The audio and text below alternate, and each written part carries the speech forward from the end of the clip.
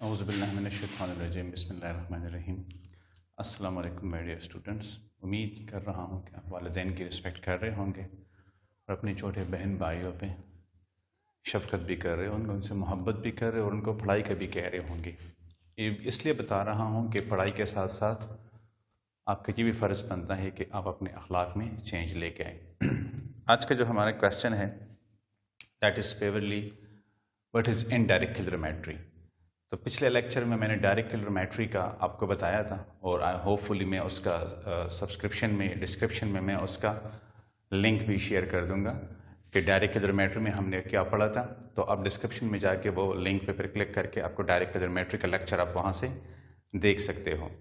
यहाँ पे जो हमारा है इनडायरेक्ट कैलोरीमेट्री, ठीक है, और लॉज ऑफ थर्मोकेमिस्ट्री, मैंने इन दोनों क्वेश्चंस को इसलिए कंबाइन किया है कि बहुत दफ़ा लॉज ऑफ थर्मोकेमिस्ट्री पे अगर क्वेश्चन आ जाता है तो फिर स्टूडेंट्स को पता नहीं होता कि लॉज ऑफ थर्मोकेमिस्ट्री क्या है। There are two important laws of thermochemistry based on the law of conservation of energy.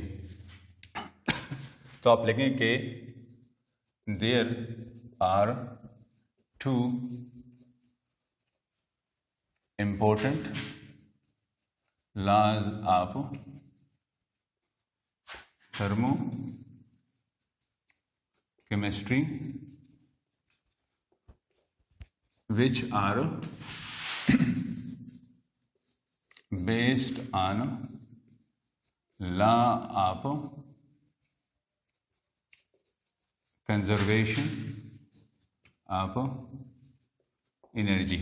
Law of conservation of energy पे भी मैंने स्टार्ट पे एक लेक्चर दिया था, ठीक है, उसका भी लिंक मैं डिस्क्रिप्शन में शेयर कर लूँगा, तो वो आप वहाँ से जाके पढ़ सकते हैं कि लॉ ऑफ थर्मोडायनामिक्स या law of conservation of energy, वो आप वहाँ से फिर देख सकते हैं, ठीक है। यहाँ पे ये टू इम्पोर्टेंट लॉज हैं, इसको हम पढ़ेंगे। So first law of thermochemistry क्या है हमारे पास? First law of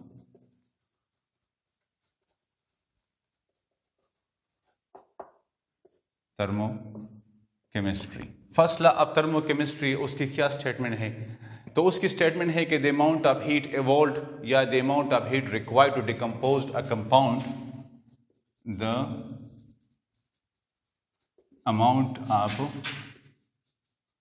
heat required two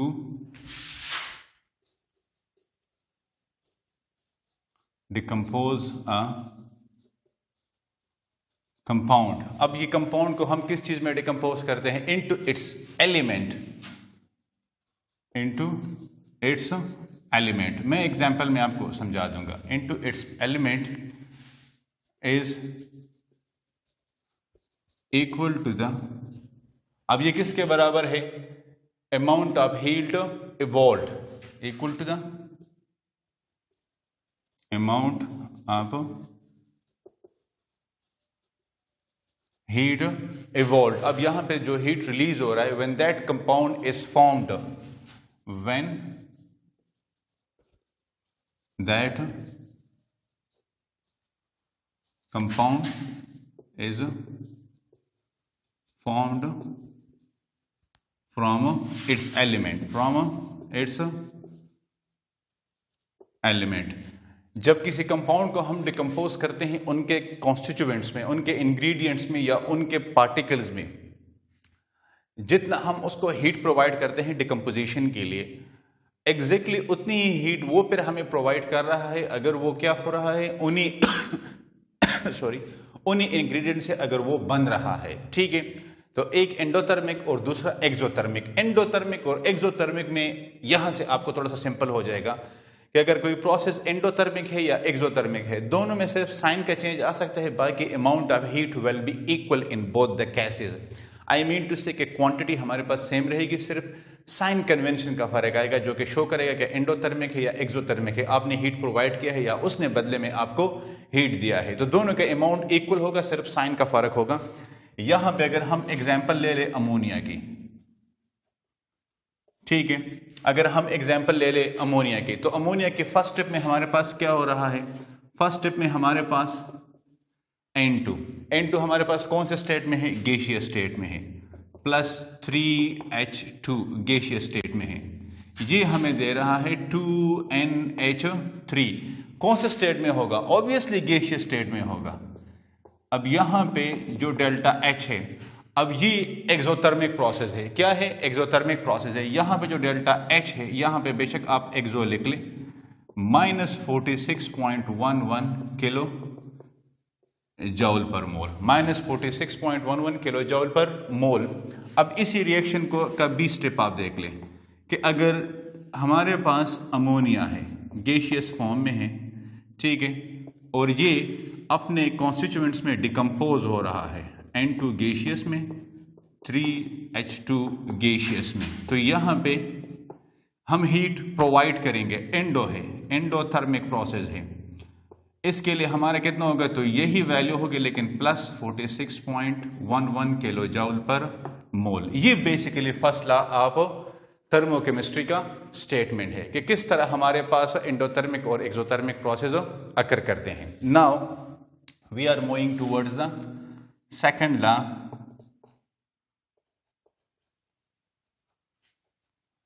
of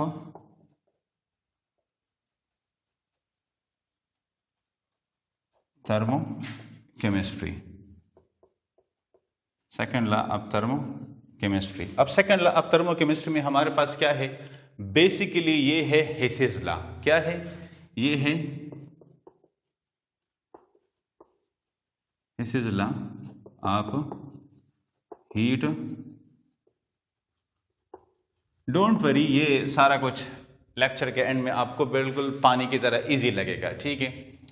हम सेकंड लॉ ऑफ थर्मोकेमिस्ट्री क्यों पढ़ते हैं? हम डायरेक्ट कैलोरीमेट्री क्यों नहीं करते? हम इनडायरेक्ट कैलोरीमेट्री की तरफ क्यों जाते हैं? रीजन, तो यहां पे हम लिखेंगे कि reason why we go towards indirect calorimetry. Indirect calorimetry, इसकी तरफ हम क्यों जाते हैं? So the first point is, क्या है इसका पहला पॉइंट? कि some compound can not be synthesised directly from its element. Some compound can not be synthesised directly from its elements. ठीक है कि हम कंपाउंड्स को अपने एलिमेंट से डायरेक्टली सिंथेसाइज नहीं कर सकते। Second, the rate of reaction are very slow to be subjected for enthalpy measurement. The rate of reaction is very slow to be subjected for enthalpy measurement. ठीक है, enthalpy measurement के लिए हमारे पास rate of reaction बहुत ज्यादा slow है। क्या है? स्लो है। एंड द थर्ड वन क्या होगा? थर्ड वन हमारे पास in some cases side reaction take place. In some cases side reaction take place, we get undesired product, we get undesired product। ठीक है, कुछ केसेस में हमारे पास। तो ये बेसिकली रीजन है कि हम क्यों इनडायरेक्ट कैलोरीमेट्री करते हैं इंस्टेड ऑफ डायरेक्ट कैलोरीमेट्री। तो इसका आप स्क्रीनशॉट ले लेता है कि मैं आपको फर्दर डिटेल बता सकूं। ओके, सो हम हेसेस लॉ को फर्दर एक्सप्लेन करते हैं, या सेकंड लॉ ऑफ थर्मोकेमिस्ट्री को हम फर्दर एक्सप्लेन करते हैं। हेसेस लॉ क्या है? हेसेस लॉ का मैं आपको अगर जनरल बताऊं कि अगर हमारे पास किसी रिएक्शन के लिए जो हीट चेंज आ रहा है, चाहे वो रिएक्शन एक स्टेप में कंप्लीट हो या सेवरल स्टेप में कंप्लीट हो, वो सेम होगा। क्या? Enthalpy change of a system depend upon the initial and final state only.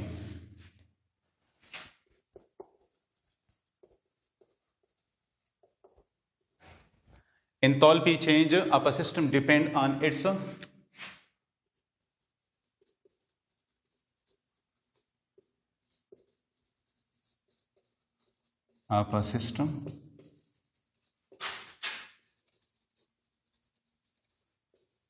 depends only initial and final. Initial and final क्या? States only.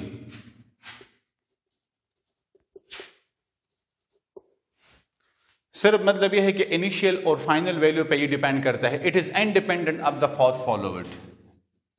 It is independent of the path followed.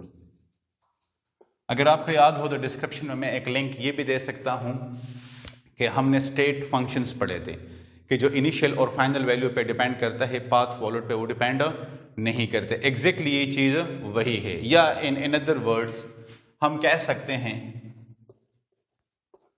ठीक है, in other words हम कह सकते हैं कि the energy released or absorbed in a chemical reaction will be same whether it complete in a single step or in several. The energy released or evolved in a chemical reaction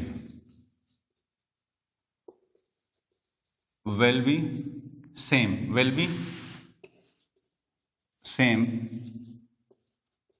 whether reaction complete in a single step or several step. ठीक है, मतलब यह है कि जो energy change आएगा चाहे वो रिएक्शन एक स्टेप में कंप्लीट हो या मैक्सिमम स्टेप में कंप्लीट हो, हमारे पास चेंज जो है ना वो ओवरऑल सेम आएगा. तो एक्सप्लेनेशन पे जाते हैं हिसेस लॉ के. Consider a hypothetical reaction.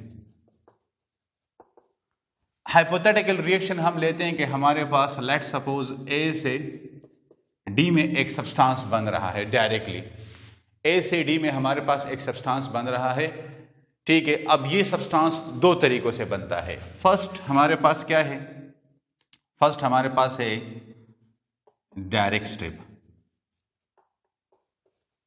जो कि एक ही स्टेप में ये कंप्लीट हो जाए. मतलब ये है कि ए डायरेक्टली डी, ठीक है, और इसके लिए डेल्टा एच टोटल हमारे पास हम सपोज करते हैं प्लस क्यों है. ठीक है, प्लस क्यों है.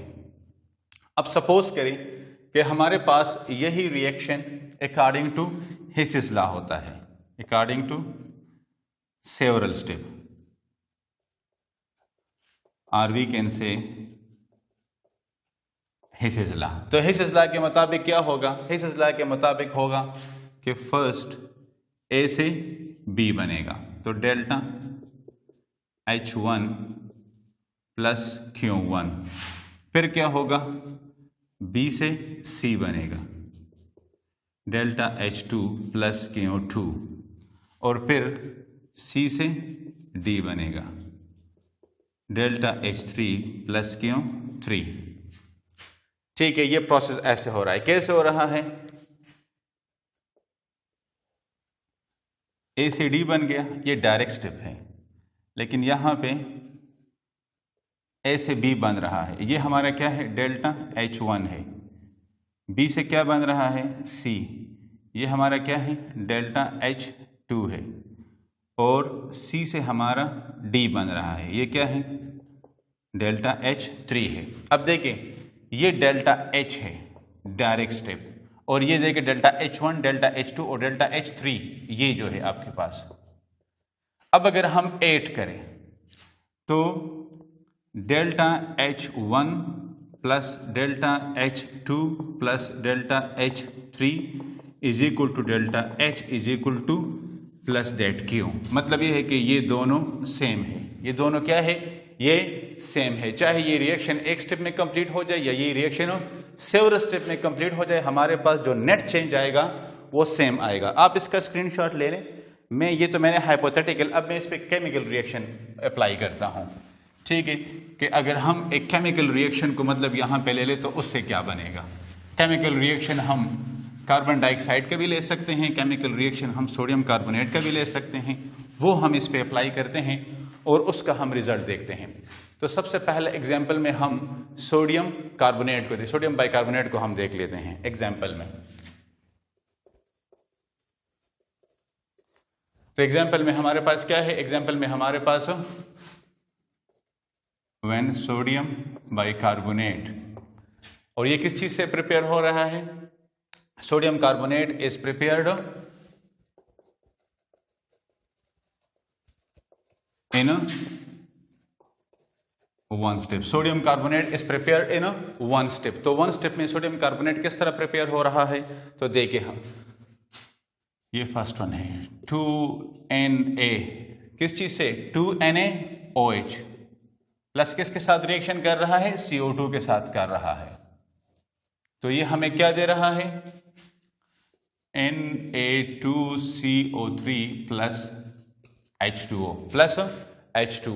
इसके लिए डेल्टा H की वैल्यू क्या है, तो डेल्टा H की वैल्यू इसके लिए है हमारे पास -48.06 किलो जूल पर मोल। कितनी है, -48.06 किलो जूल पर मोल। ये इसके लिए, ये तो इसका डायरेक्ट स्टेप था। क्या था, ये था हमारे पास डायरेक्ट स्टेप। ठीक है, अब सेकंड में हम पढ़ते हैं इनडायरेक्ट स्टेप। क्या, इनडायरेक्ट स्टेप।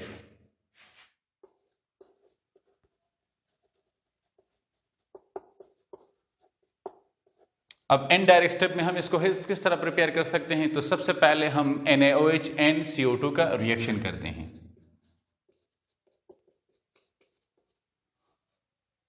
Na क्या देंगे हमें, NaHCO3,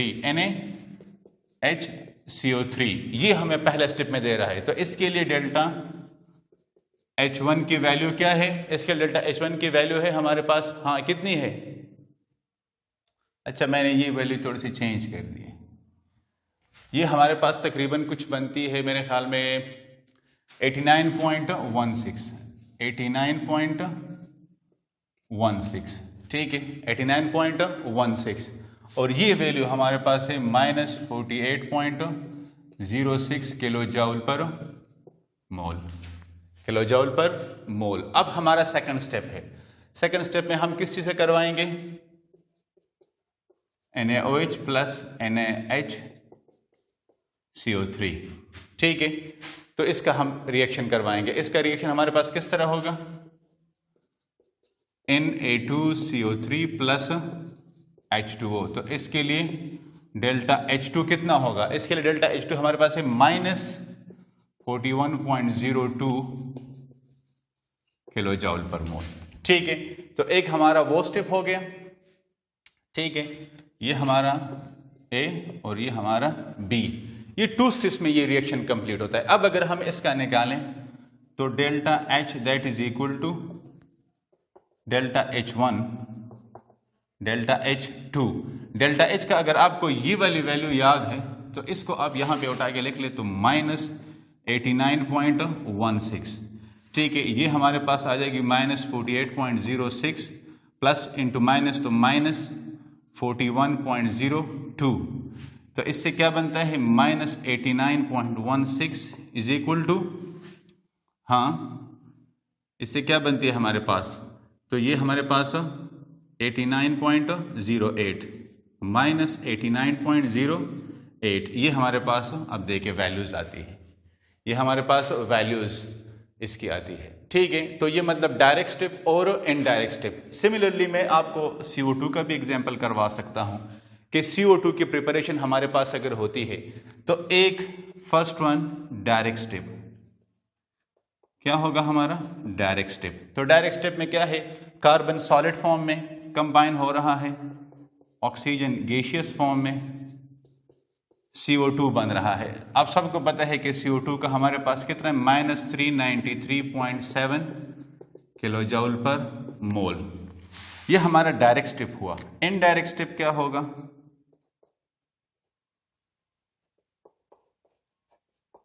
तो इनडायरेक्ट स्टेप में हमारे पास इसके फर्दर कितने स्टेप्स हैं? इसके फर्दर 2 स्टेप्स है। पहले स्टेप में हम क्या करेंगे?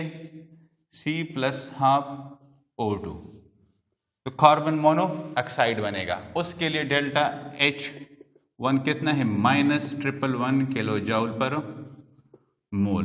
ठीक है, ये हमारा ए स्टेप है। बी स्टेप में हमारा क्या होगा? बी स्टेप में हमारा CO plus half O2 CO2 बन जाएगा। तो डेल्टा H2 कितना होगा? डेल्टा H2 हमारे पास है इसके लिए -283 किलो जूल पर मोल, 283 किलो जूल पर मोल। ठीक है, अब दोनों की आप वैल्यूज निकालें तो डेल्टा H की जगह हम -393.7 इज इक्वल टू -111 -283। ठीक है, तो इससे कितने आते हैं? 394। तो ये -393.7 -394, ये अब देखिए ये हमारे पास ऑलमोस्ट सेम आ रही है। ये जो मैथमेटिकल कैलकुलेशन में थोड़ा बहुत आगे नीचे हो जाता है, बाकी ये सेम रहता है। So from this calculation we can say that the energy change in a cyclic process is always equal to 0। सो यहां पे आप नोट लेके from above discussion we can say that energy change in a cyclic process is always equal to 0, is always equal to 0। तो guys it was all about the hisses law. इंशाल्लाह इसके बाद इस पे हम बॉर्न हेबर साइकिल को, जो कि बहुत इंपॉर्टेंट क्वेश्चन है, उसको इस पे डिस्कस करेंगे। लेकिन मैंने आपसे जिस तरह स्टार्ट में कहा था कि हिसेस लॉ इंशाल्लाह हमारे लिए इजी होगा, तो अब आई डोंट थिंक सो कि आपको कोई इसमें मसला होना चाहिए। बॉर्न हेबर साइकिल के साथ फिर आपसे मुलाकात होगी, तब तक के लिए अल्लाह हाफिज़।